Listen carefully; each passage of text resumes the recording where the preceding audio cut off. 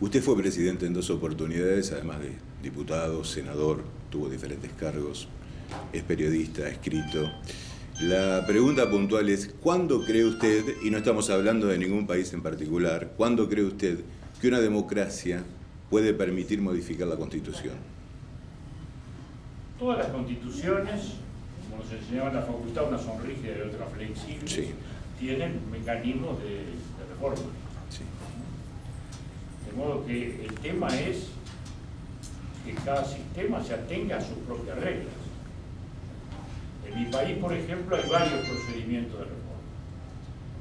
Uno es la iniciativa popular, otro es la asamblea constituyente, otro es la ley constitucional. Los tres pasan necesariamente por un plebiscito. Bien.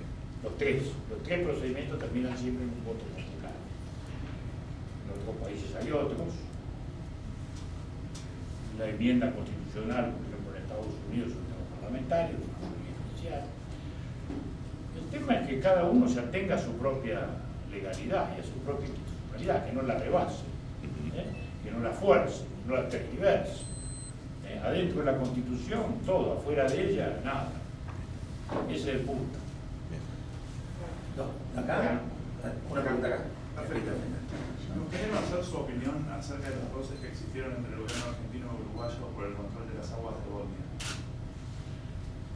Desgraciadamente ese es un tema que ha envenenado nuestras relaciones entre Argentina y Uruguay y ha generado todo un conflicto que, como ya sabemos, lleva ya muchos años.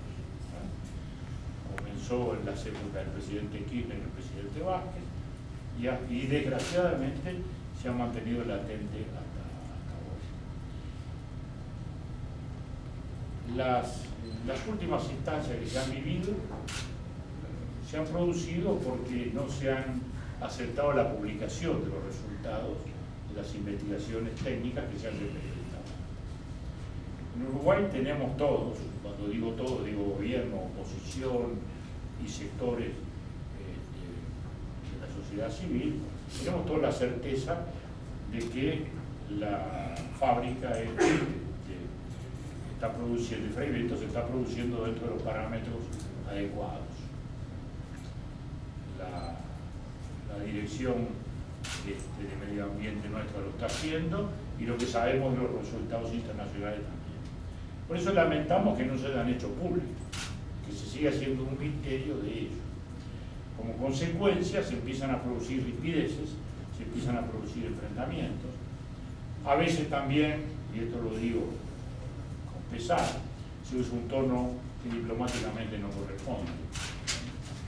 Somos países socios y hermanos, hay prácticas, hay hábitos tradicionales, hay actitudes de respeto que a veces se rebasan, como el último documento presentado por la Cancillería Argentina. Y lo tono simplemente no puedo compartir, más allá de lo que es el fondo del asunto. Esto se debe discutir respetuosa y racionalmente. Desgraciadamente nos estamos deslizando en un conflicto. Felizmente nadie piensa hoy que se va a volver a cortar puentes, que sería realmente algo muy irritante, algo ya resuelto incluso por la justicia argentina y por la justicia del Mercosur, que ya no debería merecer debates. Pienso que esa no es una hipótesis que se va a dar, pero sí siento que en este escenario se debe descender el debate a un terreno de racionalidad, que a su vez sea que permita otros entendimientos. Porque hoy tenemos diferencias comerciales, hoy tenemos diferencias sobre el dragado del Martín García, hoy tenemos diferencias sobre Bosnia, hoy tenemos diferencias sobre un conjunto de cosas que realmente dañan, hieren una relación que está mucho más allá de los propios gobiernos. En los peores momentos del conflicto de Bosnia con los puentes cruzados, nunca hubo un problema en las sociedades uruguayas y argentinas. Ustedes saben bien que los de afuera casi no nos pueden distinguir, no hay sociedades más iguales, más parecidas, ¿no? Y nunca hubo un conflicto. Es decir, cuando parecía que allí en el puente iban a ocurrir grandes cosas, felizmente no ocurrieron. Y hubo uruguayos todos los años viniendo a Buenos Aires, y hubo argentinos poblando toda nuestra costa a lo largo de los 2 o 3 meses del verano. Nunca hubo un incidente, sino que hubo el clima de fraternidad y de convivencia de siempre. No deja de ser penoso que cuando las sociedades conviven y se articulan con facilidad, los gobiernos no logren encontrarse. Bien, Bueno, ahora muchas gracias a gracias. estas conversaciones. Muchas gracias. Puede ser una última pregunta, académica más que nada. ¿Por qué escribió en su momento, o compuesta, una académica y política, por qué escribió en su momento y en qué contexto la agonía de las democracias? Y en segundo lugar, ¿cómo se lleva o cómo ve la gestión actual de Mujica? Bueno, La agonía de la democracia fue un libro en el cual yo hice el relato fáctico de cómo, cuando irrumpe la guerrilla en Uruguay y abre el periodo de la violencia política, se termina en el 73 en el golpe. Sí. Es decir, Uruguay pierde la democracia porque perdió la tolerancia, después que se apartó del sendero clásico de su tradición de convivencia política y terminó en ese enfrentamiento. Ahora últimamente he publicado otro libro que se llama La Reconquista, que es el proceso inverso.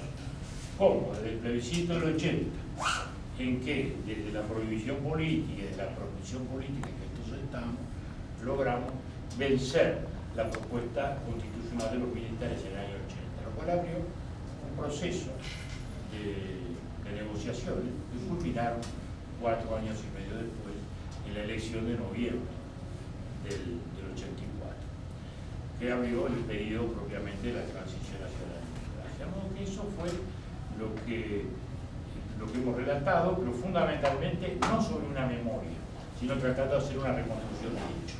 Bien. No mi memoria, sino historia. La historia no es una memoria, ¿no?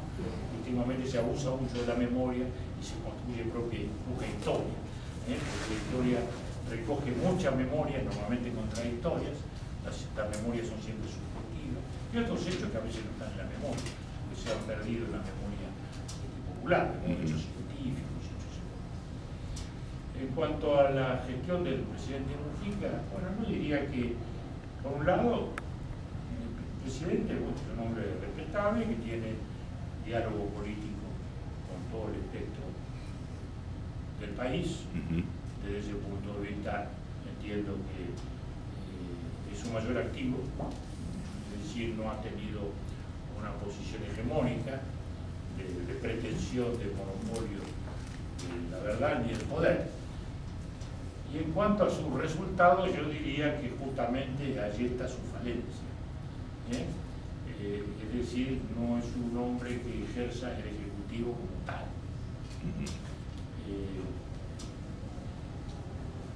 Lanza ideas,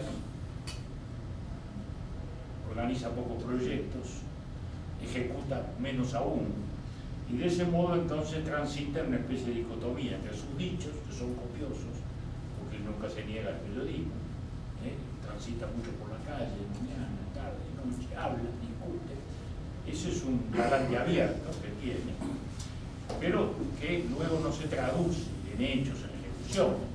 Ayer mismo, él mismo que pidió la renuncia a 2 autoridades de la educación, porque no han estado de acuerdo con los propios lineamientos del gobierno, ¿no? Es decir, que él mismo expresa una cierta frustración a ese respecto, y curiosamente en el tema educativo ha hecho acuerdo con la oposición y no con sus propios correligionarios.